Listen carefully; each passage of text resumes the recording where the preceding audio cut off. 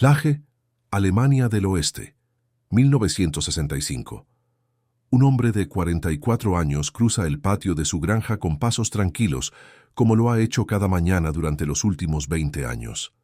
El otoño ha pintado los campos de un amarillo profundo, y el aire huele a tierra húmeda y heno recién cortado. Reinhold Hanning lleva botas de trabajo manchadas de barro, una chaqueta de lana gruesa y el gesto sereno de quien no carga ningún peso sobre los hombros. Sus vecinos en el pequeño municipio de Laje, en la región de Lippe, lo conocen como un agricultor trabajador y discreto, un hombre de familia, un veterano más de una guerra que todos quieren olvidar. Cuando sus hijos llegan de la escuela, él los recibe en la puerta con una sonrisa. Los domingos va a la iglesia. En las ferias del pueblo es el primero en estrechar la mano de sus vecinos. En 20 años, nadie le ha preguntado nada, y él tampoco ha dicho nada. Lo que nadie sospecha es que esas mismas manos callosas que ahora ordeñan vacas y arrancan maleza, estuvieron durante más de 2 años paradas a la orilla de las vías del tren en Auschwitz-Birkenau, que ese hombre tranquilo que saluda a sus vecinos los domingos fue guardia de las SS en el mayor campo de exterminio de la historia, que mientras vivía su silenciosa vida de agricultor en Leg, cargaba en silencio con la memoria de 170.000 personas que habían pasado frente a sus ojos para nunca más volver. Su nombre real era Reinhold Hanning, y nunca lo cambió. Eso, quizás, es lo más perturbador de todo. Si estas historias te parecen importantes, si crees que la memoria no debería tener fecha de vencimiento, dale me gusta a este video y suscríbete al canal. Activa las notificaciones para que puedas seguir esta investigación histórica cada vez que subamos un nuevo capítulo. Historias como la de Reinhold Hanning necesitan seguir siendo contadas porque el olvido también es una forma de impunidad. Para entender cómo un hombre pudo pasar 7 décadas en silencio sobre uno de los crímenes más documentados de la historia, hay que ir al principio. Hay que entender de dónde venía Reinhold Hanning, qué tipo de mundo lo formó, y cómo ese mundo lo convirtió en parte de una maquinaria que él mismo, 70 años después, llamaría con una sola palabra: vergüenza. Reinhold Hanning nació el 25 de mayo de 1921 en Paderborn, una ciudad en el estado de Renania del Norte-Westfalia, en el corazón de la Alemania industrial. Era el tipo de ciudad tranquila y conservadora donde la Iglesia Católica marcaba el ritmo de la vida, donde los hombres heredaban los oficios de sus padres y donde el orgullo nacional no era una ideología, sino el aire que se respiraba. Hanning creció en los años en que la República de Weimar se desmoronaba bajo el peso de la inflación, el desempleo y la humillación del Tratado de Versalles. Tenía 12 años cuando Adolf Hitler llegó al poder en 1933. Tenía 13 cuando se unió a las Juventudes Hitlerianas. No hay que imaginar a un niño con predisposición al mal. La Hitlerjugend no era una organización a la que uno se unía por convicción ideológica a esa edad. Era el paisaje social de una generación entera. Las marchas, los campamentos, los himnos, los uniformes, la sensación de pertenecer a algo más grande que uno mismo. Para un adolescente de clase trabajadora en la Alemania de los años 30, era simplemente lo que hacían los chicos de su edad, lo que el sistema esperaba de ellos, lo que los adultos aplaudían. Lo que ese sistema haría con esos niños, sin embargo, es otra historia. A los 18 años, en 1939, el mismo año en que Alemania invadió Polonia y encendió la mecha de la Segunda Guerra Mundial, Reinhold Hanning se alistó voluntariamente en las Waffen-SS. No fue reclutado a la fuerza. No fue una conscripción. Fue una elección. Las SS eran la élite del Tercer Reich, el cuerpo más fiel a la ideología nazi, el brazo armado que llevaría hasta sus últimas consecuencias la visión del mundo que le habían enseñado desde los 12 años. El reclutamiento era voluntario y selectivo. Los que entraban sentían que habían sido elegidos. Hanning recibió entrenamiento militar básico y fue asignado a unidades de combate en los primeros años de la guerra. Participó en la campaña del Frente Oriental, donde las Waffen-SS combatieron en condiciones extremas y cometieron atrocidades sistemáticas contra civiles y prisioneros de guerra soviéticos. Fue herido en combate. Cuando se recuperó, su trayectoria dentro del aparato SS tomó un giro que cambiaría todo. En enero de 1942, Reinhold Hanning fue trasladado a Auschwitz. Ese nombre, en ese momento, ya no era solo un nombre. Auschwitz-Birkenau era el centro de la solución final, la infraestructura industrial del genocidio. Para cuando Hanning llegó, ya operaba como un complejo de exterminio masivo. Los trenes llegaban desde toda Europa, ocupada cargados de judíos, romanos, polacos, soviéticos, homosexuales, testigos de Jehová. Los que bajaban de los vagones eran sometidos a una selección en el andén. Quienes podían trabajar eran enviados a los barracones. Los que no, los ancianos, los niños, las madres con bebés en brazos, eran conducidos directamente hacia las cámaras de gas. El proceso completo, desde la llegada del tren hasta la muerte, podía tardar menos de 2 horas. Reinhold Hanning pasó en Auschwitz más de 2 años y medio, hasta junio de 1944. En ese tiempo, por ese campo pasaron cientos de miles de personas. Los historiadores calculan que entre enero de 1942 y junio de 1944, en el periodo exacto en que Hanning estuvo asignado allí, fueron asesinadas en Auschwitz-Birkenau más de 1 millón de personas. El número preciso de las llegadas durante su servicio asciende a al menos 170.000 deportados que fueron conducidos directamente a la muerte sin siquiera ser registrados. Hanning no era un comandante, no firmaba órdenes de ejecución, no era Joseph Mengele eligiendo víctimas para experimentos. Era un guardia, un Unterscharführer, un cabo de las SS, que luego ascendería a Oberscharführer. Su función era mantener el orden, vigilar, asegurarse de que el proceso se cumpliera sin interrupciones. Estar parado en el andén mientras los trenes llegaban, mientras las familias eran separadas, mientras los niños eran arrancados de los brazos de sus madres.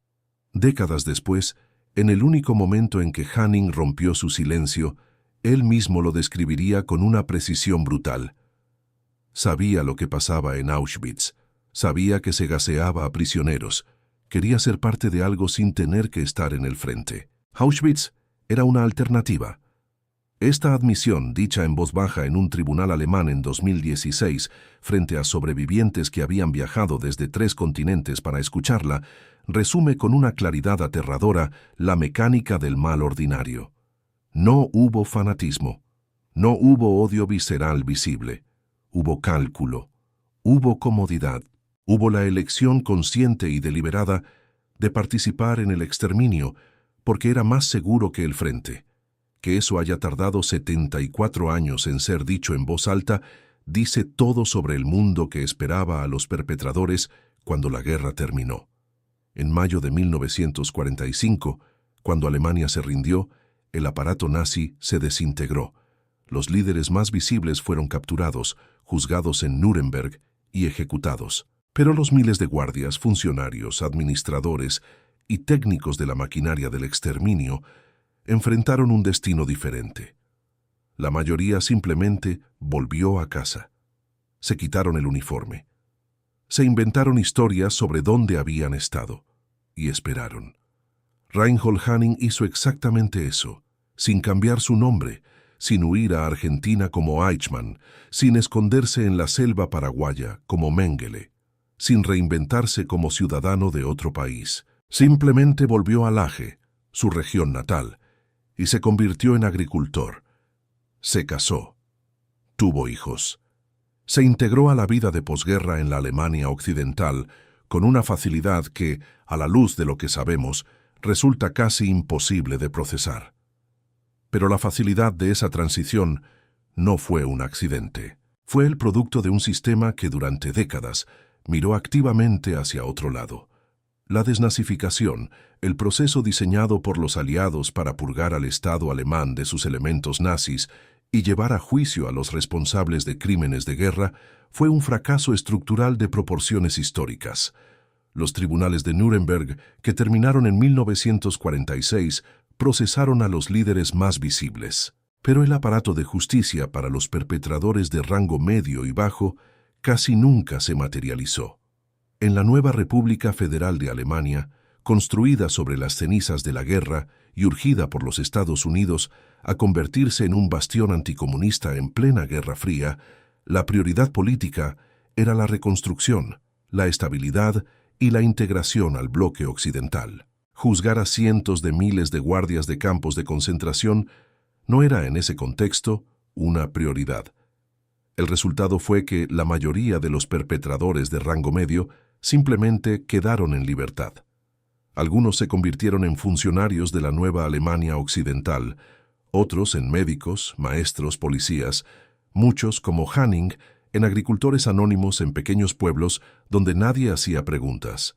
Lo que no saben es que este mecanismo de impunidad no fue un error. Fue en muchos casos una política deliberada. Cuando Fritz Bauer, el fiscal general de Hesse, que había sobrevivido a la persecución nazi como judío exiliado, comenzó a investigar sistemáticamente a los responsables de Auschwitz en los años 50, encontró resistencia en todos los niveles del Estado alemán.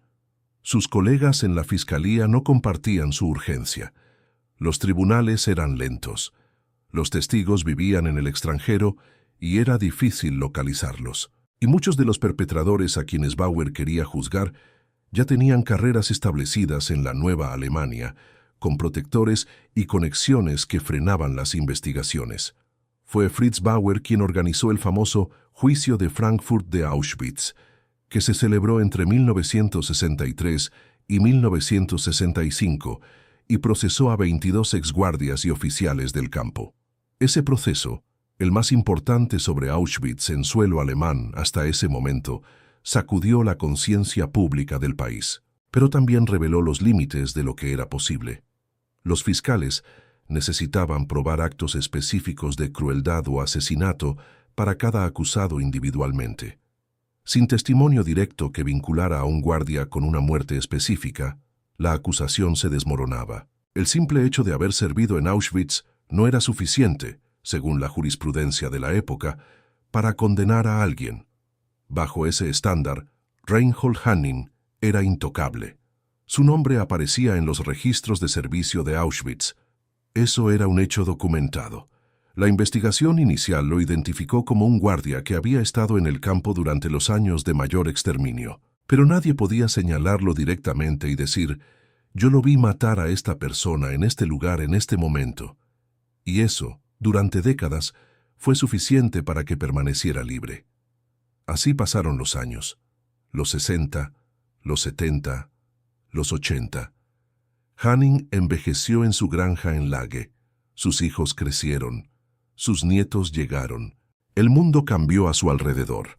La reunificación alemana, el fin de la Guerra Fría, el surgimiento de una nueva generación que hablaba de la Shoah con una honestidad que las generaciones anteriores habían evitado.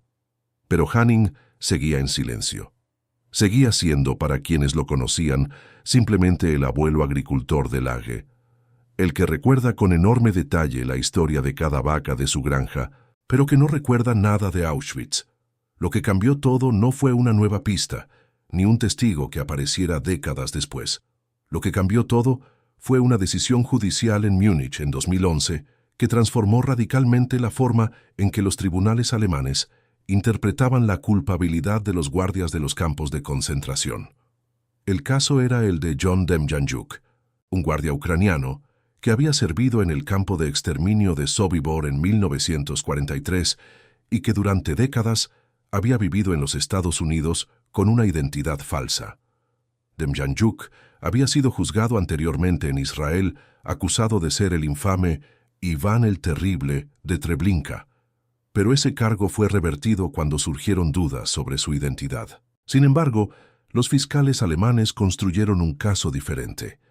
Argumentaron que el simple hecho de haber servido como guardia en Sobibor, un campo cuya única función era el exterminio, era suficiente para considerarlo cómplice de los asesinatos cometidos allí, incluso sin prueba de ningún acto individual. El tribunal de Múnich lo condenó. Esa sentencia, pronunciada en mayo de 2011, fue un terremoto jurídico. cambió el estándar de prueba de manera retroactiva. Ya no era necesario probar que un guardia había participado en un asesinato específico. Bastaba demostrar que había formado parte del sistema, que había cumplido una función en la maquinaria de muerte, para que fuera legalmente responsable de los crímenes de esa maquinaria. Andreas Brendel, el fiscal jefe de la Oficina Central de Dortmund para la investigación de crímenes del nazismo, entendió inmediatamente las implicaciones. Su oficina tenía carpetas llenas de nombres de exguardias de campos de concentración, que hasta ese momento habían sido intocables bajo el estándar anterior. Nombres que ahora podían ser juzgados bajo la nueva interpretación. Uno de esos nombres era Reinhold Hanning. Cuando los investigadores llegaron a la granja de Lage para notificarle que sería juzgado, Hanning tenía 90 años. Era un anciano que necesitaba ayuda para caminar, que dormía 10 horas por día, que vivía rodeado de sus nietos en una casa que olía a café y madera vieja. Sus vecinos, cuando se enteraron de las noticias, reaccionaron con incredulidad. El abuelo Hanning, en juicio por crímenes de guerra, a los 90 años. Esa reacción, esa incredulidad instintiva ante la imagen del anciano frágil, en comparación con la enormidad de los crímenes que se le atribuían, sería el centro del debate ético que rodearía el proceso durante todo su desarrollo. El juicio de Reinhold Hanning comenzó el 11 de febrero de 2016 en el tribunal de Detmold, la misma ciudad de Lippe donde Hanning había vivido durante décadas. Tenía 94 años. Era conducido a la sala en silla de ruedas, con auriculares porque su audición ya no era lo que había sido.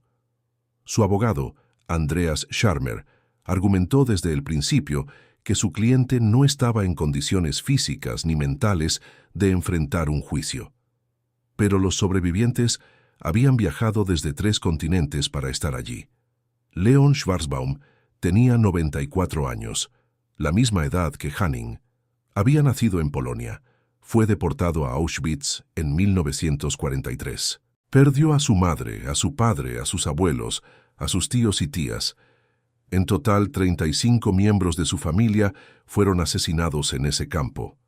Schwarzbaum había vivido durante décadas en Berlín, construyendo una nueva vida, testificando en juicios, contando su historia en escuelas, y ahora viajaba a Detmold para mirar a los ojos al hombre que había estado parado en el andén cuando su familia llegó.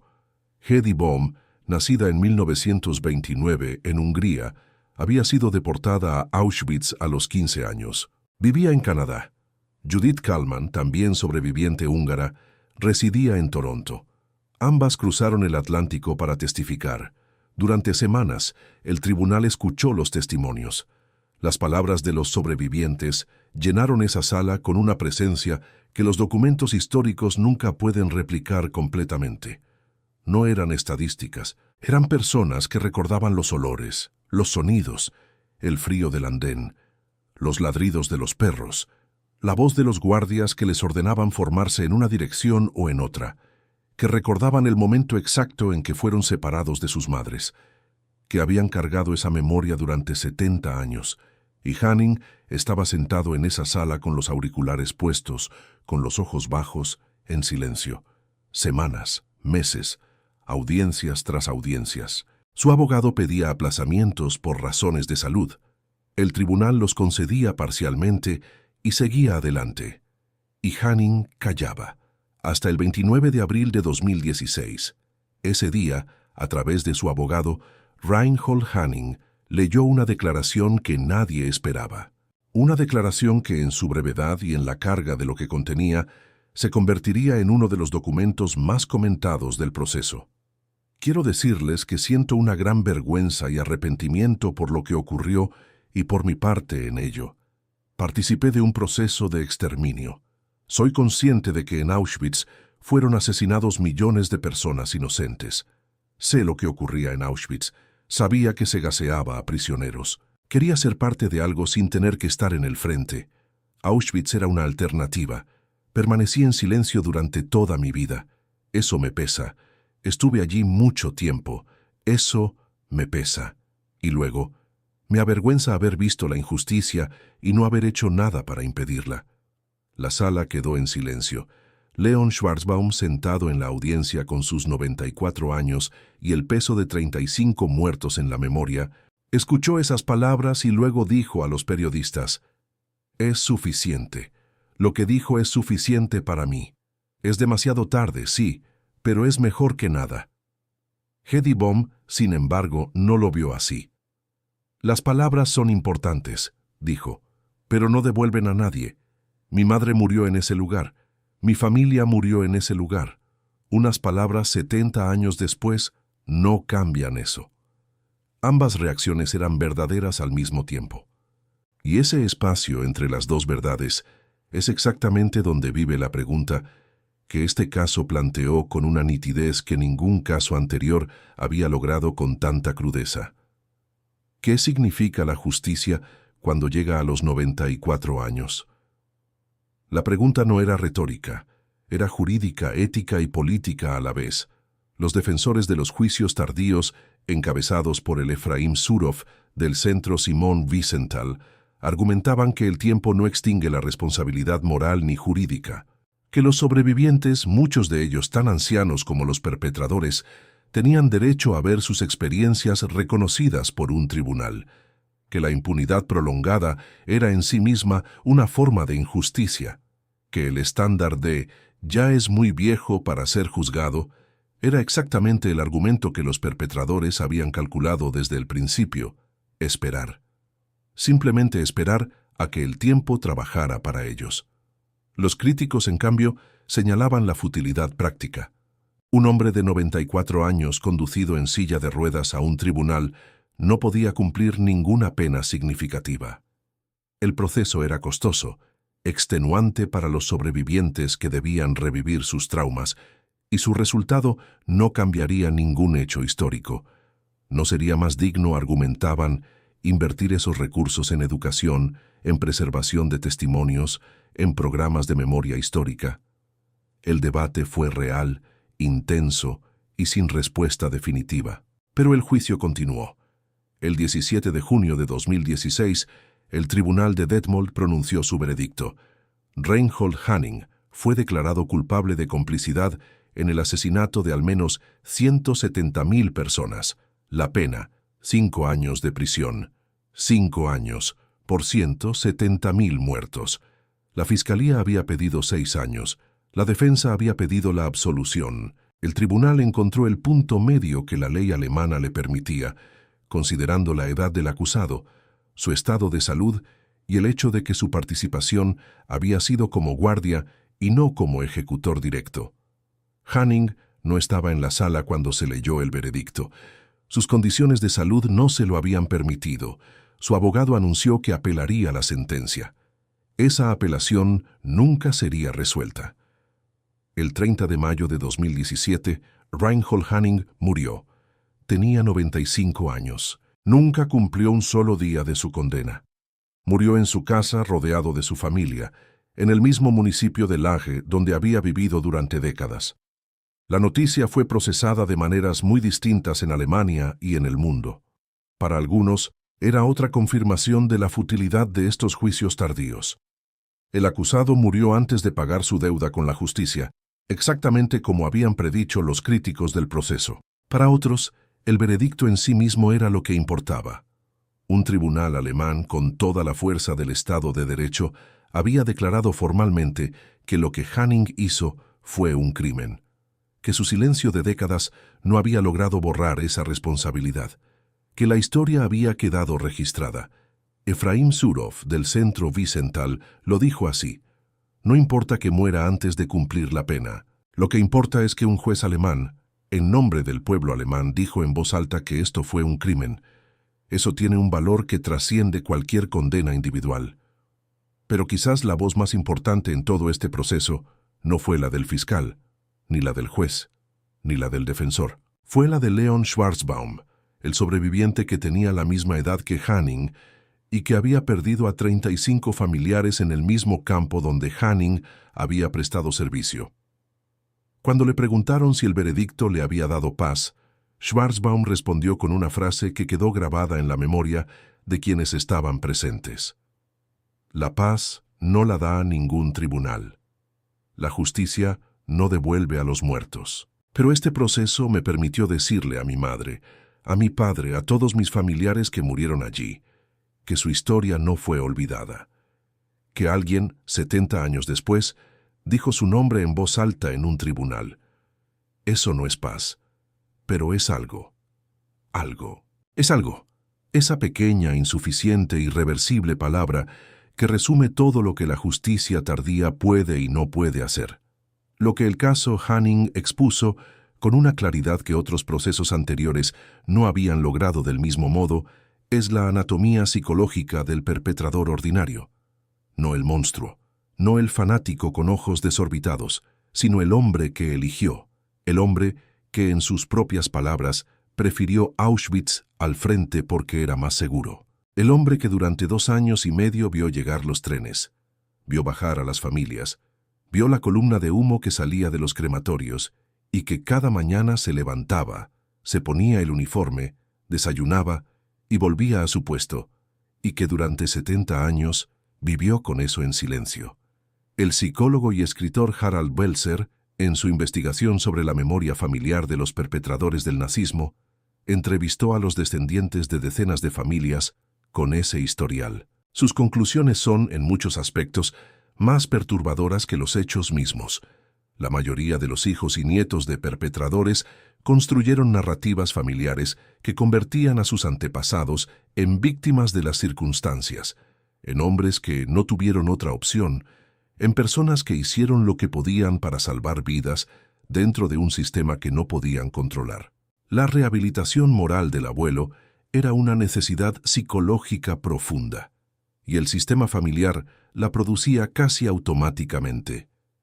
En el caso de Hanning, sus hijos y nietos tuvieron que enfrentarse a algo que muy pocas familias en Alemania habían tenido que confrontar tan directamente: el testimonio público de su propio anciano admitiendo que había estado en Auschwitz, que sabía lo que ocurría y que había elegido quedarse. Los detalles de cómo esa familia procesó esa realidad no son públicos. Hanning protegió su vida privada hasta el final, y su familia no ha hablado extensamente con la prensa. Pero el investigador Welzer señala que el patrón más común en estas situaciones es la disociación. El abuelo del que uno tiene recuerdos afectivos, que contaba cuentos antes de dormir y que traía caramelos en Navidad, simplemente no puede ser la misma persona que ese guardia de las SS que está en los archivos históricos. La mente construye una pared entre los dos, y esa pared es tan resistente como cualquier mecanismo de defensa psicológica que exista. Lo que el juicio hizo y lo que hace todo proceso público como este es hacer que esa pared sea más difícil de sostener. No la derriba, pero la hace más cara. Hay algo más en la historia de Reinhold Hanning que vale la pena considerar y que rara vez aparece en los análisis del caso. Hanning no huyó, no se escondió, no cambió su nombre ni su identidad. Vivió en el mismo estado, en la misma región, bajo el mismo nombre que aparecía en los registros de servicio de Auschwitz. Estuvo al alcance de cualquier investigador que quisiera buscarlo durante 70 años. ¿Por qué nadie lo encontró antes? La respuesta no es que nadie lo buscara. La respuesta es que durante décadas el sistema jurídico alemán no quería encontrarlo. La misma comunidad de Laje donde vivía conocía su pasado militar, porque en la Alemania de posguerra el servicio militar era un hecho biográfico común que nadie ocultaba completamente. Pero la pregunta específica, la pregunta que importaba, nunca se hizo. Nadie preguntó: ¿en qué unidad sirviste exactamente? ¿A dónde te enviaron después de la campaña del Este? El silencio de Hanning fue posible porque el silencio era la norma social, porque la generación que lo rodeaba también tenía sus silencios, sus propias cuentas pendientes, sus propias versiones convenientes de lo que habían hecho o dejado de hacer durante la guerra. Un hombre que no hablaba de su pasado no era una excepción. Era indistinguible de todos los demás. Eso es lo que hace que la historia de Reinhold Hanning sea tan incómoda para la memoria colectiva alemana. No porque sea un caso extremo, sino porque es un caso típico. Porque detrás de él había miles de historias similares. Guardias, administradores, técnicos, contadores, médicos, conductores de tren que volvieron a casa, se integraron, construyeron sus vidas y se llevaron sus memorias a la tumba. Algunos fueron juzgados, muy pocos. La inmensa mayoría no. El investigador Christoph Reuter, de la Universidad de Ámsterdam, que lleva décadas catalogando los juicios por crímenes nazis en Alemania, estima que de los aproximadamente 200.000 alemanes que participaron en la administración y operación de los campos de exterminio, menos del 5% enfrentó algún proceso judicial, menos del 5%. El 95% restante vivió y murió sin rendir cuentas. Hanning fue parte de ese 95% durante casi toda su vida. La excepción llegó cuando tenía 94 años, cuando el tiempo casi se había agotado. ¿Será que eso fue justicia de verdad? Es una pregunta que merece ser debatida. Escribe en los comentarios lo que piensas. ¿Tiene sentido juzgar a alguien de 94 años por crímenes cometidos hace más de 7 décadas? ¿O la verdadera pregunta es por qué se tardó tanto en llegar a ese punto? El pedido de perdón de Reinhold Hanning, ese fragmento de texto leído por su abogado en la sala del tribunal de Detmold el 29 de abril de 2016, fue ampliamente cubierto por la prensa internacional. Algunos lo recibieron como un acto de valentía tardía, otros como una maniobra defensiva diseñada para generar simpatía ante el tribunal. Probablemente fue ambas cosas al mismo tiempo, porque los seres humanos raramente hacen una sola cosa a la vez. Pero hay algo en esas palabras que trasciende su contexto judicial. Permanecí en silencio durante toda mi vida. Eso me pesa. No es la confesión de un monstruo que de repente encuentra su humanidad. Es algo más cotidiano y más aterrador. Es el reconocimiento de un hombre normal de que vivió 70 años cargando algo que sabía que no debería haber hecho. Que cada mañana en su granja, cada domingo en la iglesia, cada cumpleaños de sus nietos, esa memoria estuvo ahí, silenciosa, pero presente. La carga del perpetrador que no es capaz de enfrentarse a sí mismo es, en cierta forma, tan devastadora como la carga de la víctima que no puede olvidar. La diferencia es que una es una carga elegida y la otra no. Esa diferencia es toda la diferencia moral del mundo. Pero la simetría psicológica, la forma en que dos hombres de la misma edad, Hanning y Schwarzbaum, llegaron al tribunal de Detmold cargando 70 años de memoria cada uno, es uno de los retratos más dolorosos que cualquier proceso judicial haya producido en la historia de la posguerra alemana. Schwarzbaum, al final del juicio, extendió su mano a Hanning y le dijo: «Deseo que puedas morir en paz. No te perdono, porque ese perdón no me pertenece. Solo las víctimas pueden perdonar, y la mayoría de ellas no puede hacerlo porque están muertas. Pero te deseo paz». Hanning no respondió. Tenía los ojos bajos. Murió 11 meses después, sin haber cumplido su condena, sin haber mirado directamente a ninguno de los sobrevivientes que viajaron desde el otro lado del mundo para estar en esa sala. Si ese gesto de Schwarzbaum, ese deseo de paz ofrecido sin perdón, nos dice algo sobre la naturaleza humana, es que la capacidad de distinguir entre la compasión personal y la responsabilidad histórica es uno de los ejercicios morales más difíciles que existen, y que los sobrevivientes, precisamente los que más razones tendrían para no hacer esa distinción, son con frecuencia los más capaces de hacerla. El caso Hanning no terminó con su muerte. En cierto sentido, su muerte fue solo el final de un capítulo, no del proceso histórico que su juicio contribuyó a construir. La Fiscalía de Dortmund siguió trabajando en otros casos bajo el nuevo estándar legal establecido por el precedente Dem Jan-Juk. Varios exguardias de campos de concentración fueron procesados en los años siguientes, algunos con resultados similares al de Hanning, condenados en edad muy avanzada, muertos antes de cumplir sus penas, pero con el registro formal de un tribunal que había dicho, en nombre de la sociedad, que lo que hicieron fue un crimen. Ese registro importa, no como sustituto de la justicia real, que debió haberse administrado décadas antes, no como compensación por el sufrimiento de las víctimas, sino como declaración pública, verificable y permanente, de que el silencio de 70 años no fue suficiente para borrar la responsabilidad. Que la historia, aunque con décadas de retraso y con resultados imperfectos, encontró el camino de vuelta. Y en esa tensión entre lo imperfecto y lo necesario, entre lo tardío y lo irrenunciable, vive la historia de Reinhold Hanning, el hombre que eligió Auschwitz en lugar del frente, que vivió 70 años en silencio en una granja en Lage, que terminó con 94 años diciendo en voz baja en un tribunal: «Me pesa, no es suficiente, nunca será suficiente, pero es el registro que quedó, y el registro no se borra». Pero la historia no termina ahí.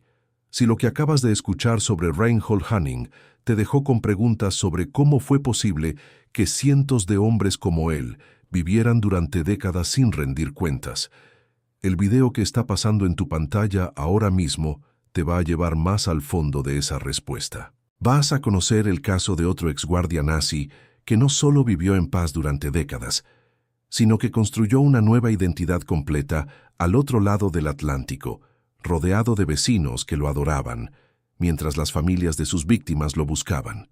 Es la historia de cómo el sistema de posguerra no fue solamente negligente. En algunos casos, fue cómplice activo. Haz clic en el video que está en tu pantalla y descubre cómo fue posible que ocurriera.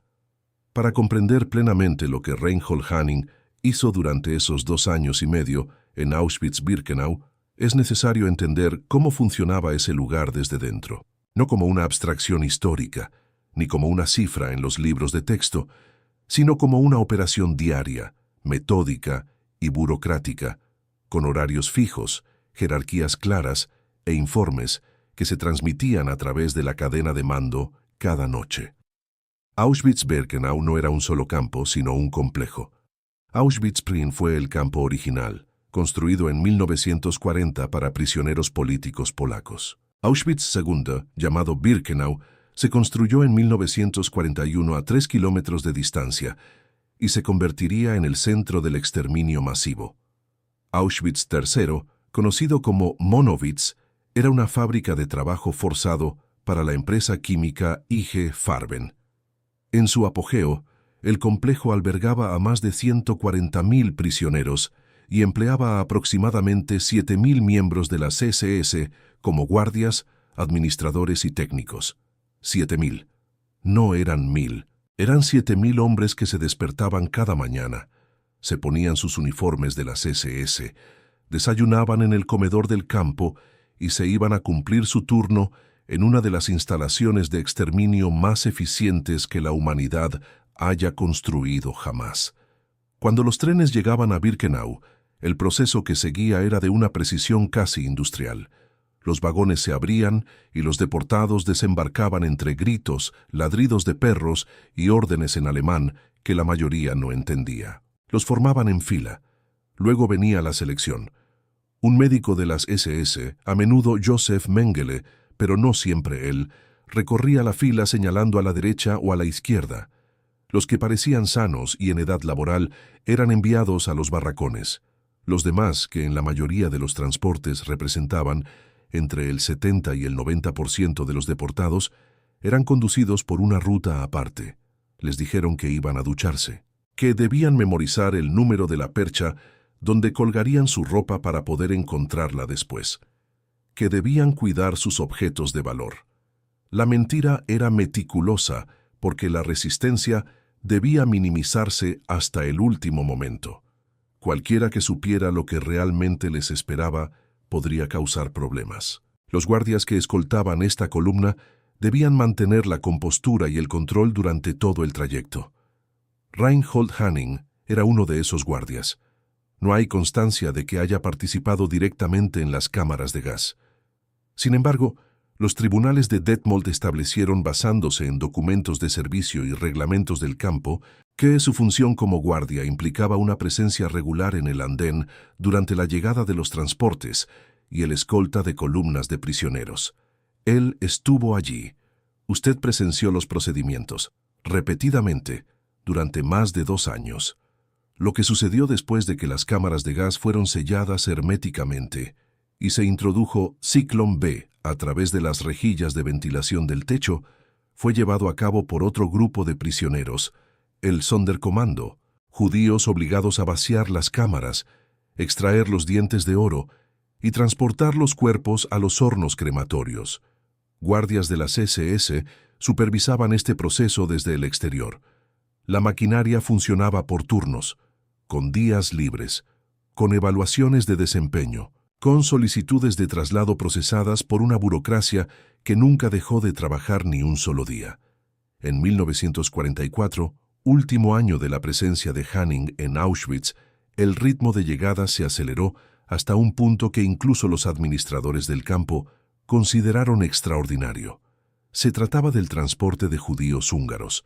Entre mayo y julio de 1944, más de 437.000 judíos de Hungría fueron deportados a Auschwitz-Birkenau, 4 trenes al día, cada uno con unas 3.000 personas. Los 4 crematorios del campo funcionaban las 24 horas del día, pero aún así no podían procesar los cuerpos con la suficiente rapidez. En ocasiones, los cuerpos eran incinerados en fosas abiertas. Esto es lo que Hanning presenció en los últimos meses de su servicio. No es una suposición, sino lo que confirman los documentos históricos, los testimonios de los supervivientes y la propia confesión de Hanning. Pero la verdad era más perturbadora que cualquier versión suavizada que la memoria colectiva alemana construyó durante décadas. La inquietante verdad no reside solo en lo que ocurrió dentro del campo, sino también en lo que sucedió fuera de él simultáneamente. Mientras llegaban los trenes y funcionaban los crematorios, a pocos kilómetros en la ciudad de Oswiecim, la vida civil continuaba con una normalidad que, en retrospectiva, parece imposible. Había tiendas, cafés y escuelas. Las familias de los oficiales de las SS vivían en casas con jardín en la zona residencial del complejo. Los niños jugaban. Se celebraban fiestas de cumpleaños, se celebraban la Navidad y la Pascua, y se llevaban a cabo todos los rituales de la vida cotidiana, y el humo que salía de los crematorios era visible a kilómetros a la redonda. No eran monstruos fácilmente identificables. Eran personas que habían desarrollado una capacidad de compartimentación que desafía cualquier modelo simple de psicología humana. Y Hanning fue una de ellas durante más de 2 años. Esta capacidad de compartimentación es precisamente lo que la filósofa Hannah Arendt intentó plasmar con su concepto de la banalidad del mal, formulado durante el juicio de Adolf Eichmann en Jerusalén en 1961. Eichmann, el burócrata que organizó la logística del transporte de judíos a los campos de exterminio, no parecía un monstruo, parecía un empleado. Un hombre que seguía órdenes, que seguía procedimientos, que se enorgullecía de su trabajo bien hecho sin cuestionarse jamás su significado moral. Arendt fue criticada por esta formulación.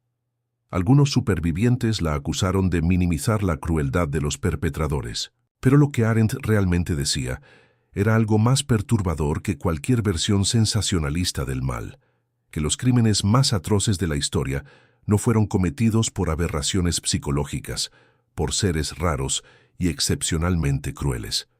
Fueron cometidos por gente común que optó por no pensar, que encontró en el sistema, en la jerarquía y en la rutina, un mecanismo para suspender el juicio moral y simplemente cumplir con la función asignada. Hanning no dijo, no tuve otra opción. Te dijo algo muy distinto. Auschwitz era una alternativa al frente, donde la muerte era más inmediata e impredecible. Eligió el campo de exterminio porque era más seguro para él. Esta declaración, hecha en un tribunal alemán 74 años después de los hechos, es quizás el documento más honesto que un perpetrador de este tipo haya producido jamás sobre su propia motivación. No hay ideología en ella, no hay fanatismo, hay un frío cálculo de interés propio. ¿Cómo es posible que una persona normal realice este cálculo? Comparte tu opinión en los comentarios. Esta pregunta no tiene una respuesta sencilla, pero merece la pena plantearla.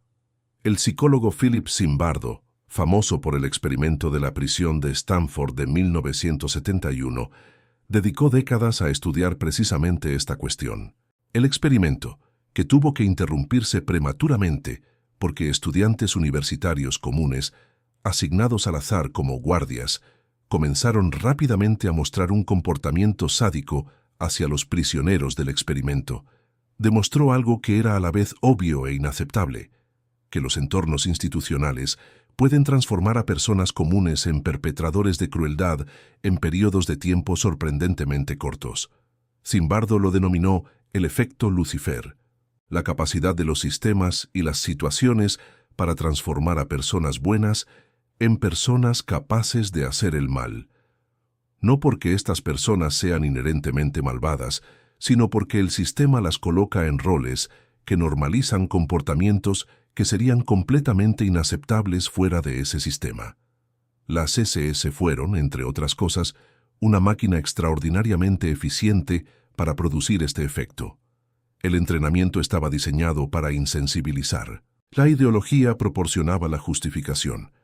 La jerarquía generaba obediencia, y la comunidad de los guardias, el sentimiento de camaradería y pertenencia al grupo, convertían la deserción moral en una forma de traición social que muy pocos podían soportar.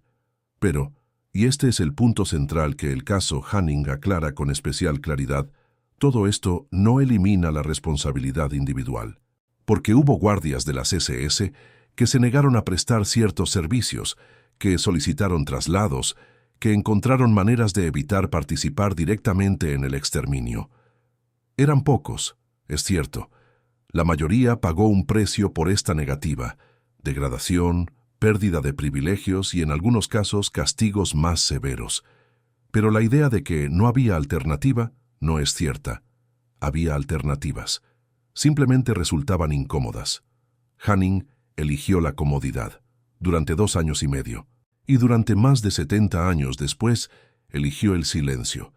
Mientras el caso de Reinhold Hanning se preparaba para ir a juicio, otro caso relacionado estaba en curso y pone de manifiesto aún más la magnitud del fallo sistémico de la justicia alemana de posguerra. El caso de Oskar Gröning. Gröning era contable. Un oficial de las SS que trabajaba en Auschwitz-Birkenau realizando una tarea aparentemente rutinaria: catalogar el dinero y los objetos de valor confiscados a los deportados a su llegada. No participaba en las selecciones, no supervisaba las cámaras de gas, contaba dinero, organizaba carteras, relojes, gafas y monedas de otros países.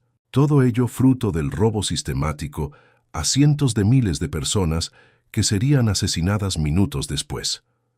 Tras la guerra, Gröning regresó a Alemania y trabajó durante décadas en la industria del vidrio. Pero, a diferencia de Hanning, Gröning hizo algo que ningún otro perpetrador de su categoría había hecho antes. En la década de 2000, comenzó a hablar públicamente sobre su experiencia en Auschwitz. Dio entrevistas, testificó en programas documentales, no porque lo hubieran obligado, sino porque quería, en sus propias palabras, combatir a los negacionistas del Holocausto que veía proliferar en Internet. Gröning no negó lo sucedido. Describió la llegada de los trenes, la separación de las familias, la columna de humo de los crematorios. Lo describió con una objetividad clínica que heló la sangre de los periodistas que lo entrevistaron. Al mismo tiempo, insistió en que su función específica, contar el dinero robado a las víctimas, no lo hacía culpable de los asesinatos. «Yo era un engranaje en la maquinaria de la muerte», dijo en una de las entrevistas. Pero no era la maquinaria entera. La Fiscalía de Hannover procesó a Gröning en 2015, un año antes del juicio de Hanning. Tenía 93 años. Se le aplicó el mismo argumento que contra Hanning, que el mero hecho de haber trabajado en Auschwitz durante el periodo de exterminio lo convertía en cómplice de los asesinatos, independientemente de su papel específico. Gröning fue condenado en julio de 2015 a 4 años de prisión como cómplice del asesinato de 300.000 judíos húngaros. Falleció antes de cumplir su condena. Lo que distingue a Gröning de Hanning, además de sus roles específicos, es lo que sucedió después de la guerra. Uno habló, el otro guardó silencio durante 70 años.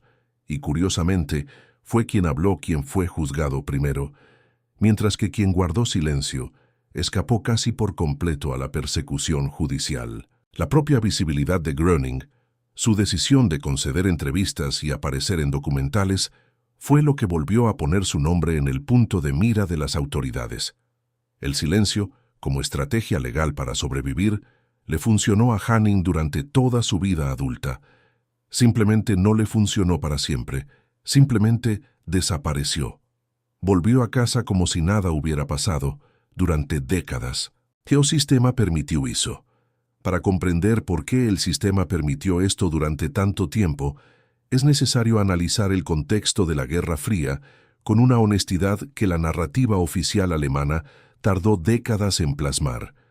La República Federal de Alemania, fundada en 1949 con el apoyo activo de Estados Unidos y sus aliados occidentales, se construyó con una urgencia específica: crear un Estado democrático y capitalista estable en el corazón de Europa que sirviera de contrapeso a la República Democrática Alemana, influenciada por la Unión Soviética. En este contexto geopolítico, la desnazificación total resultaba un inconveniente. El aparato del Estado de Alemania Occidental, su poder judicial, su policía, su administración pública, estaba plagado de personas que habían servido al régimen nazi. Reemplazarlos a todos de golpe era imposible sin paralizar el funcionamiento del Estado. Y el funcionamiento del Estado era precisamente lo que los aliados occidentales necesitaban para que su proyecto anticomunista tuviera éxito. El resultado fue un acuerdo tácito, nunca formalizado, pero ampliamente practicado. Los perpetradores de nivel medio y bajo serían tratados con indulgencia por el sistema judicial alemán, mientras que los líderes más visibles habían sido procesados en Nuremberg. El proceso formal de desnazificación finalizó en 1951, apenas 6 años después del fin de la guerra. Decenas de miles de exnazis que habían sido inhabilitados categóricamente para ocupar cargos públicos fueron rehabilitados y pudieron regresar a sus puestos. Documentos desclasificados décadas después revelaron el alcance de esta complicidad. La CIA reclutó a exmiembros de las SS y la Gestapo como agentes durante los primeros años de la Guerra Fría, valorando más su conocimiento de las redes de inteligencia soviéticas que sus crímenes de guerra.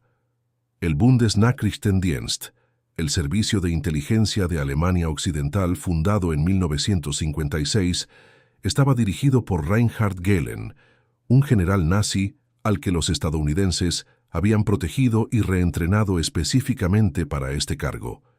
Era un mundo donde el pasado podía, literalmente, comprarse con utilidad en el presente. Y en ese mundo, un guardia de Auschwitz que había regresado a su granja sin hablar con nadie era simplemente invisible. No había interés institucional en encontrarlo. No había presión política para hacerlo. Y los pocos investigadores que, como Fritz Bauer, insistieron en continuar la búsqueda, se enfrentaron a un sistema que se les resistía pasivamente en todo momento. Bauer, fallecido en 1968, en circunstancias que nunca se esclarecieron del todo, quedó aislado dentro del mismo sistema que debería haber apoyado su labor.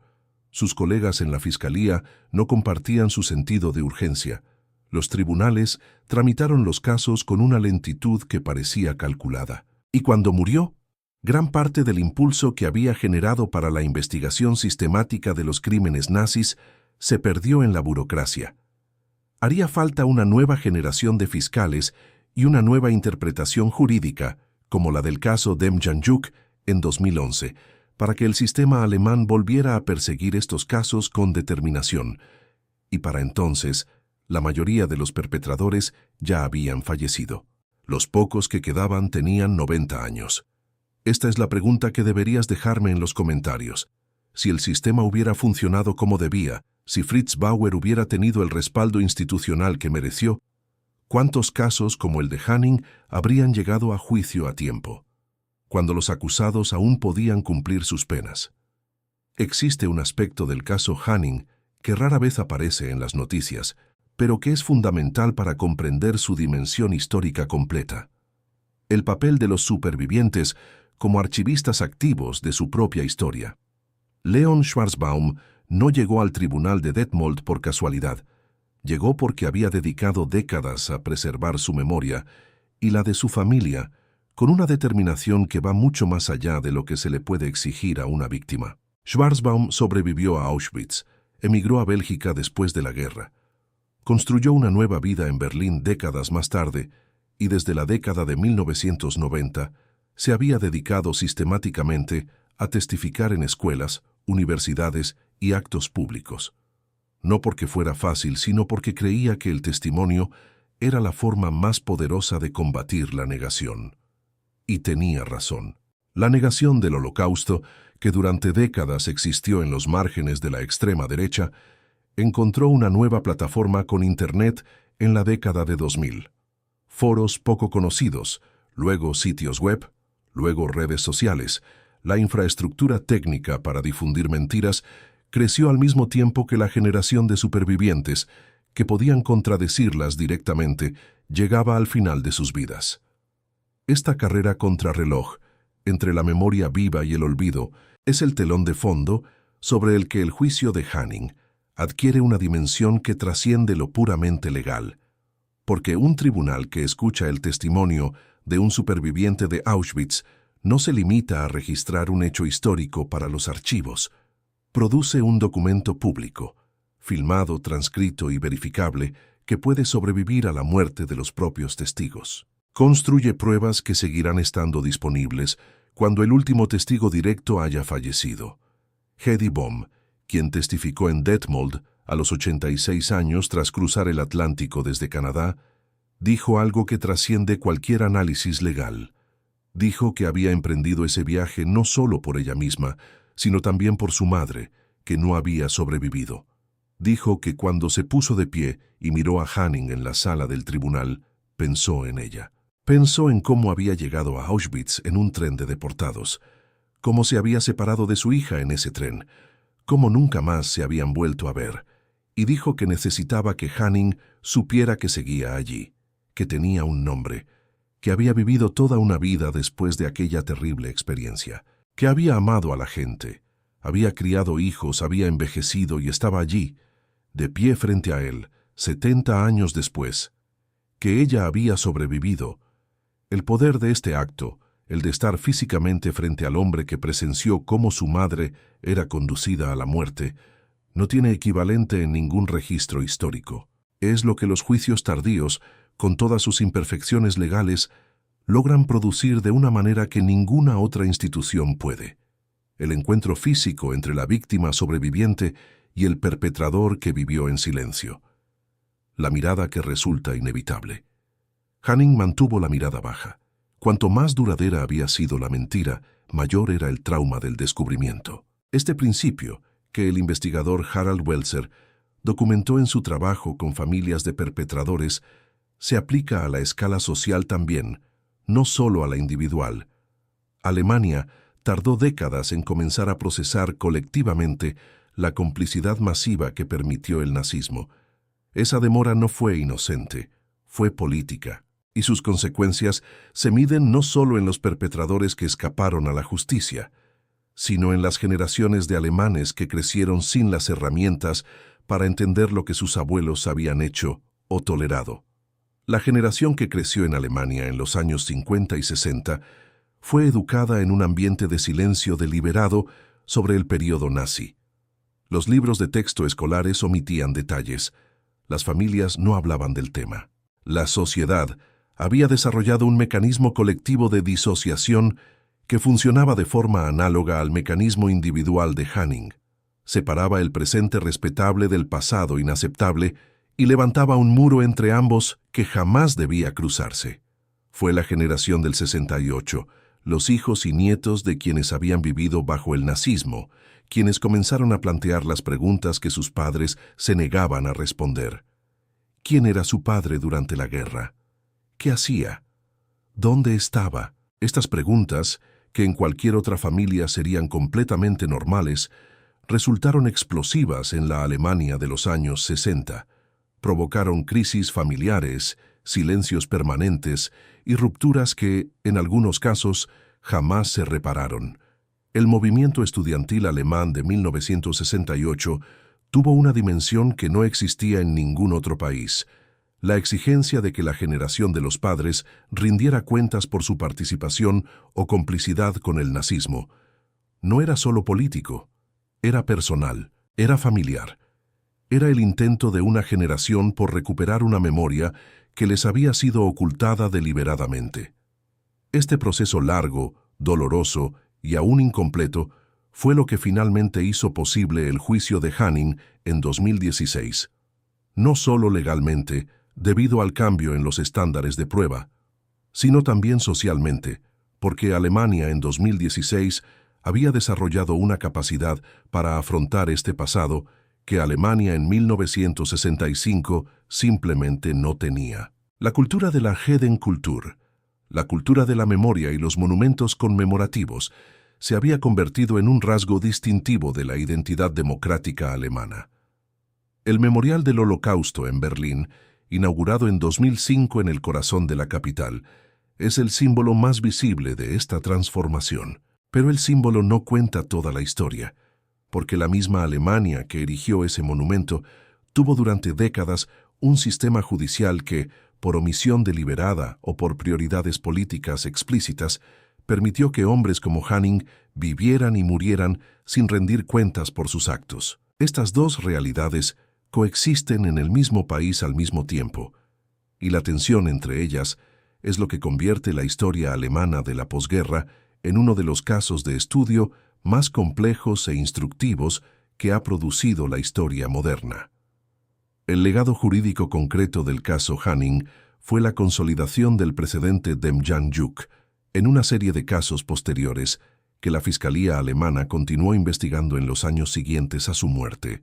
La Oficina Central para la Investigación de Crímenes Nacionalsocialistas, con sede en Ludwigsburg, aceleró sus investigaciones sobre antiguos guardias de campos de concentración basándose en el nuevo precedente. Se abrieron varios casos más. Algunos llegaron a juicio, otros se interrumpieron por el fallecimiento del acusado antes de que concluyera el proceso. El tiempo biológico siguió jugando en contra de la justicia, tal como lo habían calculado todos los perpetradores que optaron por la estrategia del silencio y la espera. Pero lo que cambió después de 2011, y lo que el caso Hanning ayudó a consolidar, es que esta estrategia dejó de ser una garantía de impunidad. La ventana legal que había estado cerrada durante décadas se reabrió, aunque demasiado tarde para la mayoría. En 2021, un tribunal alemán condenó a Bruno Dey, un exguardia de 93 años que había servido en el campo de concentración de Stutthof, cerca de Danzig, donde fueron asesinadas más de 65.000 personas. Este fue el último caso de una serie que comenzó con el precedente de Demjanjuk y continuó con Gröning y Hanning.